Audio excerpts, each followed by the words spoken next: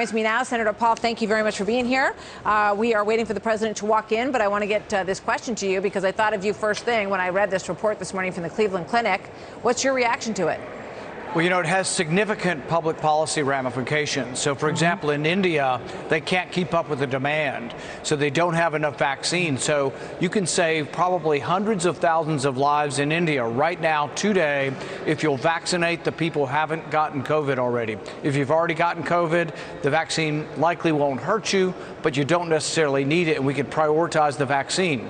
Unfortunately, India is following Dr. Fauci's advice, and they are discounting natural immunity completely, and they're saying everybody gets it no matter what. You get the one size fits all. We're not going to think about this. Don't make us think. But in not thinking about it, people will die because they're not prioritizing the vaccine. The same thing happened here. Inevitably, there were lives lost in our country because there was some delay in getting it. Not much, fortunately, but there was some delay in getting it to the appropriate people because we were vaccinating people who already had the disease, and the studies are now showing that it really isn't necessary to be vaccinated if you've already had the disease, particularly if you're in a low-risk category. Yeah. I wonder what you thought when you went through that Cleveland Clinic report, because I thought, you know, the headline, it really grabbed my attention. If you've had it, you do not benefit from getting the vaccine. But then you read through it, and at some point they say, you know, but you still should be vaccinated. So, I mean, how did you interpret that? Well, this is the problem we have. Nobody's really willing to be an independent thinker on this. It's sort of like your 12-year-old child.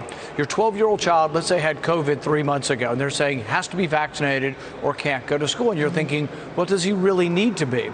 And then they send you a report out saying, well, there are some myocarditis, inflammation of the heart, you can get from being vaccinated in children, but, you know, you should just go ahead and take it. And you're like, well, do I really need to take it? Can't we look at some science? And this is my biggest objection with Fauci. He's all over TV complaining we're not obeying the science. He's not paying attention to the science. The science has been out there for a long time. The immunity is good from natural infection. Vaccine likely won't hurt you. But the thing is we should treat it seriously because this is how we got to herd immunity. We are at herd immunity in our country because of a combination of vaccines and at least 100 million people who got the disease naturally. Yeah. There are reports that there are some J&J vaccines that are in the window of probably expiring in some places in this country. What would you recommend be done with those? High priority people around the world, if we can get them to people over 65 or over 40 and overweight, that's what I consider to be high priority. Anybody around the world, I would try to get them to people around the world.